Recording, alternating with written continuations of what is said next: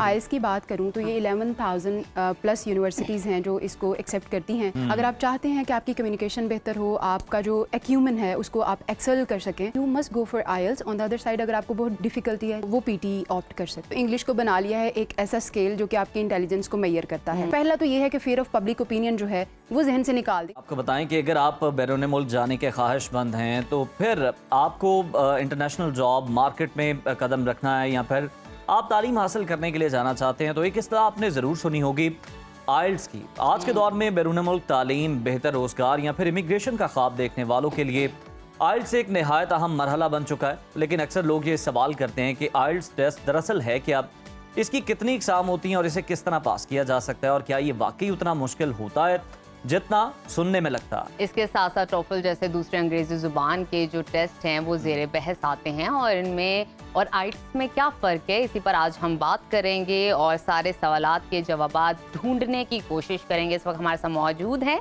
आइल्स expert Aqsa बतूल साहिबा। Welcome to सुनो पाकिस्तान। अक्सा, पहले तो मैं जानना चाहूँगी आपसे कि आइल्स किन किन कंट्रीज के लिए एप्लीकेबल है और साथ ही साथ डिफरेंट कौन से और दूसरे टेस्ट हैं जो इसके मद्दे मुकाबिल हैं?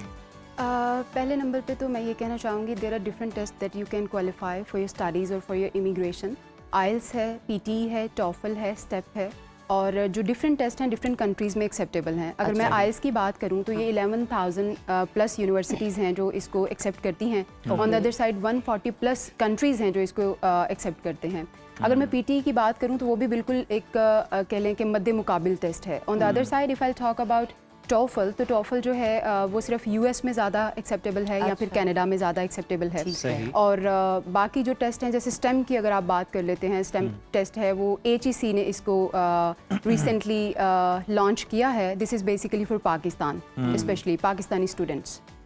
अच्छा अक्सर हमें ये बताएं कि बड़े लोग ये डिबेट कर रहे होते हैं कि आइल्स करना चाहिए, पीटी करना चाहिए। आपने सुना होगा कि आपके पास भी आते होंगे कि कौन सा आसान है, हमें वो जरा शॉर्टकट रास्ता बताएं। तो जरा ये वाकई इनमें कोई एक आसान है या दोनों इक्वली जो है वो मुश्किल है?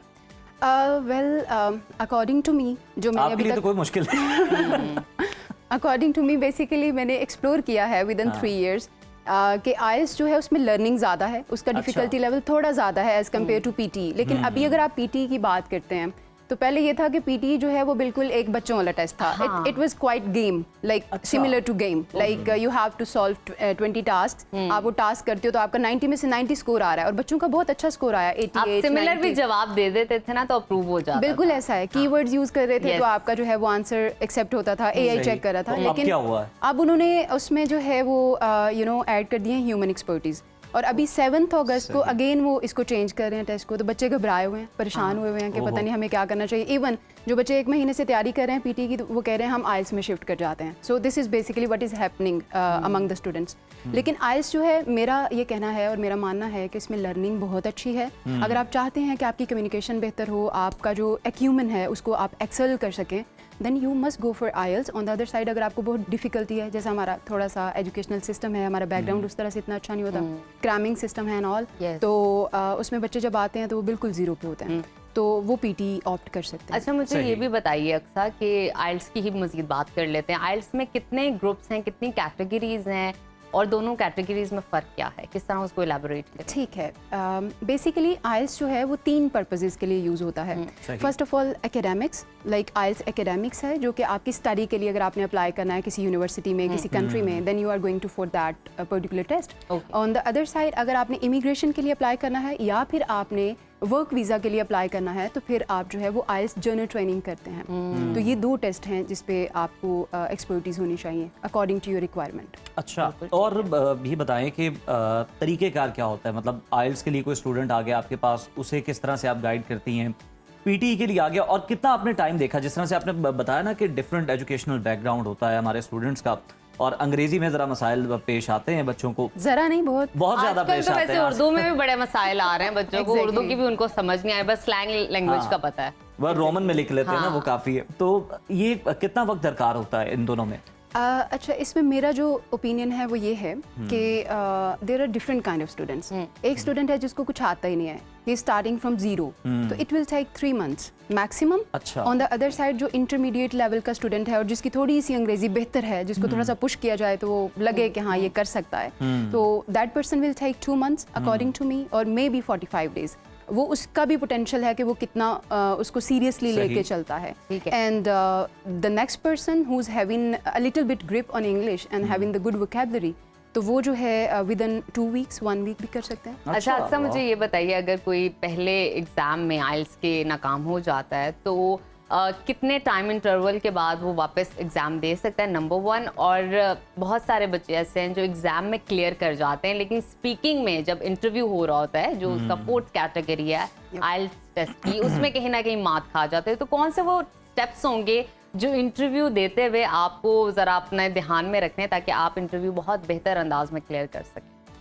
अच्छा, बेसिकली ये है कि पहला जो आपका क्वेश्चन था पहले उसे एड्रेस करूंगी कि आप अगर आपका रिक्वायर्ड स्कोर नहीं आता, इसमें फेलियर नहीं होता, इसमें रिक्वायर्ड स्कोर होता है। अगर आपको एजुकेशन के लिए जाना है then you need 6.5 band, B2 level जिसको बोलते हैं। अगर आपको वर्क के लिए जाना है B1 लेवल 4.5 उसको बोलते हैं, 9 में से 4.5 आपका बैंड आ जाए। और अगर आपको इमिग्रेशन के लिए अप्लाई करना है then you have to achieve 7+ band, तो ये थोड़ा सा ट्रिकी हो जाता है। ठीक है, तो ये आप अगर आपका रिक्वायर्ड स्कोर नहीं आया, अगेन अगर आप टेस्ट देना चाहते हैं, you can go for test very next day.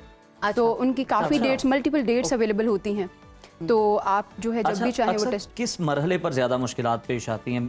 Listening तो मेरा ख्याल है इंग्लिश मूवीज़ देख देख के जो है ना किसी हद तक ठीक कर भी लेते हैं बच्चे। स्पीकिंग में ज्यादा मसला आता है, राइटिंग में मसला आता है, रीडिंग में मसला आता है, किस में ज्यादा मसला आप समझती आता? लिसनिंग वाली बात मैं आपको सेकंड करूंगी। आपने कहा कि लिसनिंग जो है इट्स बेसिकली लाइक के बच्चे थोड़ा सा मूवीज वगैरह के, लेकिन मसला ये है कि बच्चे मूवीज इंग्लिश में देखते नहीं हैं, they are going to watch that in dubbed form. तो उर्दू में देखते हैं, तो उनकी उर्दू भी तमिल जैसी हो रही है। उर्दू नहीं होती, वो हिंदी जबान होती है, जो चल रही होती है, और क्या का क्या वर्ड वो चल रहा होता है। बिल्कुल ऐसा है। तो वो एक तो ये थोड़ा सा ड्रॉबैक है कि students are not taking this seriously, कि उसको थोड़ा सा वो एक स्ट्रक्चर सिस्टम में लेके जाएं और बिल्कुल प्रॉपर वे में उसको फॉलो करें। तो ये इशू है, लिसनिंग में भी इशू आता है। लिसनिंग में भी इशू आता है। अच्छा, इंटरव्यू वाला क्वेश्चन मैं उसी तरफ आ रही हूँ, मैं उसी तरफ आ रही हूँ, ये बहुत ज़रूरी है। ठीक, क्यों इंटरव्यू में मैंने जो अभी तक एनालाइज किया है स्टूडेंट्स को, स्पेशली पाकिस्तान के जो लोग हैं, उन्होंने पहले नंबर पे तो इंग्लिश को बना लिया है एक ऐसा स्केल जो कि आपकी इंटेलिजेंस को मेजर करता है।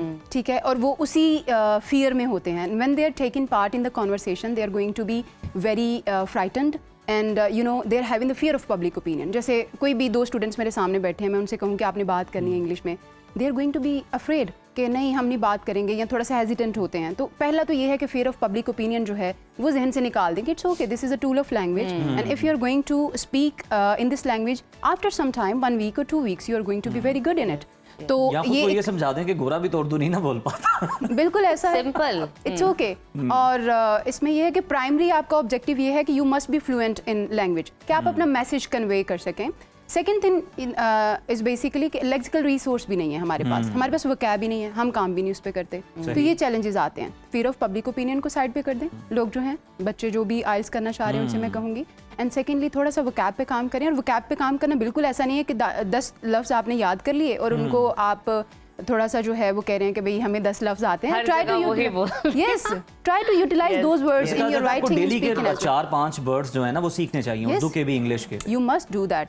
उर्दू का तो अगर सीख लें तो बहुत अच्छी बात है, क्योंकि ये हमारी अपनी लैंग्वेज और हमने उसका बिल्कुल आप कह लें कि मैं अगर विद ड्यू रिस्पेक्ट बेड़ा गर्क कर दिया तो ऑन द अदर साइड अगर इंग्लिश की बात है तो definitely this is the second language. It will take your effort, it will take your attention and time as well.